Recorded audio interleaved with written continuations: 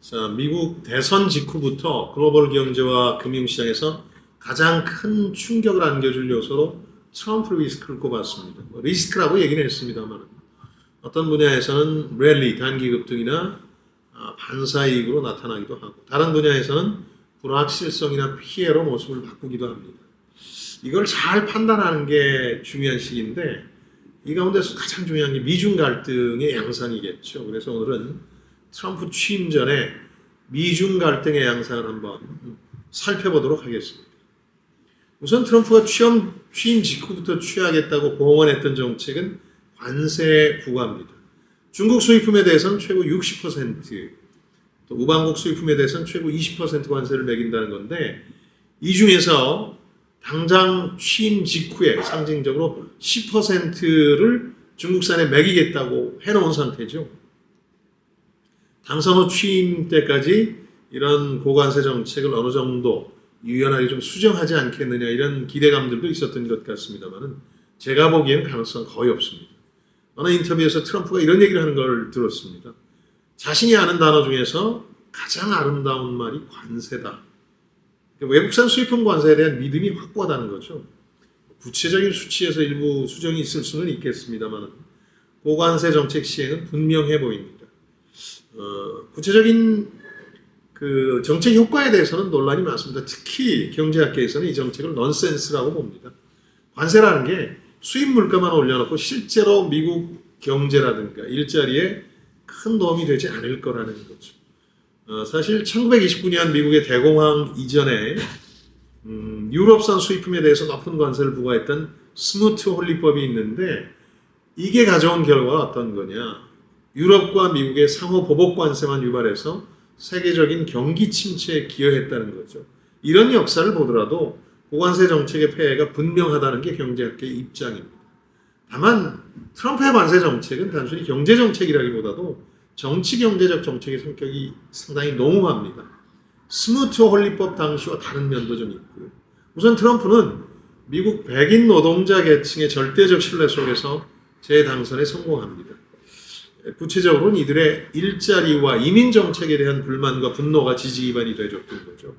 따라서 고관세 정책은 이들의 불만과 분노를 어느 정도 누그러뜨리기 위해서 트럼프로서는 불가피한 면이 있다는 거죠.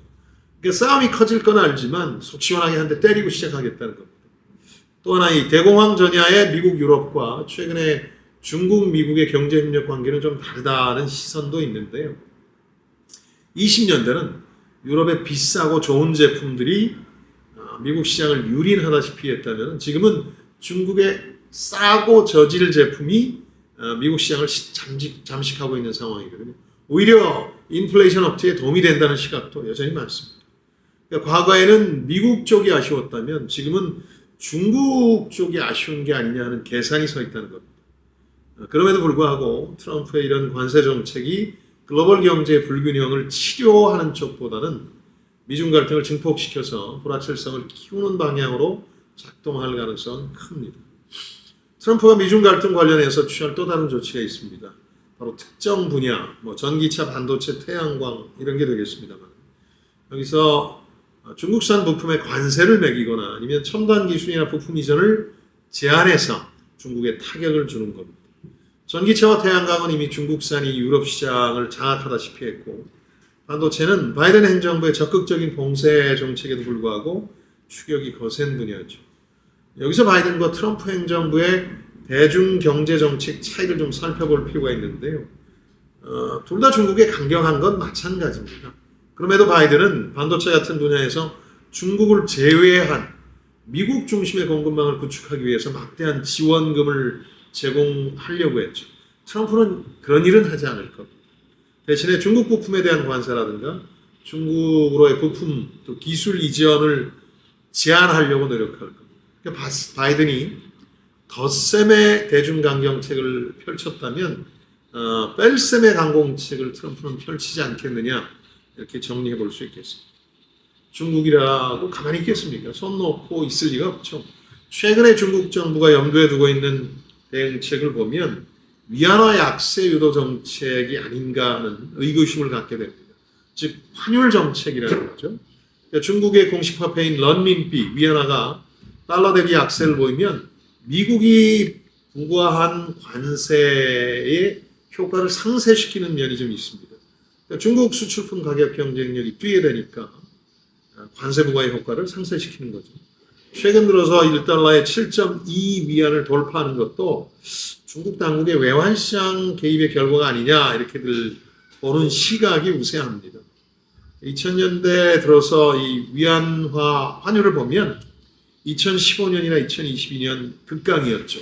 5.5에서 6위안 정도의 강세를 보였는데 지금으로선 내년까지 7.5 위안을 돌파하지 않겠느냐.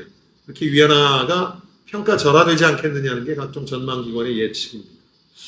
이론적으로 트럼프가 부과하는 관세만큼 위안화 가치를 떨어뜨리게 되면 시쳇말로 똔똔이 됩니다. 물론 미국이 또 가만히 있지 않겠죠. 중국을 환율 조작국으로 지정해서 각종 제재 방안을 강구할 겁니다. 그렇게 되면 대미 주요 수출국인 중국의 통화 평가 절하 방안이 도미노 효과를 낳을 겁니다. 이미 호주나 뉴질랜드 우리 같은 나라의 통화가 지금 많이 떨어지고 있습니다. 일종의 환율 전쟁이 벌어질 가능성이 있다는 얘기인데 트럼프 행정부는 취임하고 나서 더욱더 적극적으로 금리 인하와 통화 팽창을 압박할 수 있어서 트럼프 임기 중반이면 글로벌 환율 전쟁이 극적으로 고조될 수도 있다. 이런 가능성을 염두에 두셔야 됩니다. 요약하자면 트럼프의 대중 관세와 이에 대응한 중국의 환율 정책이 이미 가시권 내로 접어들었다. 우리는 이에 대한 적극적인 대응은 고사하고 정치적 불확실성 때문에 한 치 앞도 내다보기 힘든 상황이 됐다. 이 때문에 환율이 위기 수준이라는 1,500원까지 뛰어도 이상하지 않게 돼버렸습니다. 이 점 염두에 두시고 사업과 투자를 진행하시기 바랍니다. 지금까지 김방희였습니다. 저는 여러분들의 성공을 응원합니다. 고맙습니다.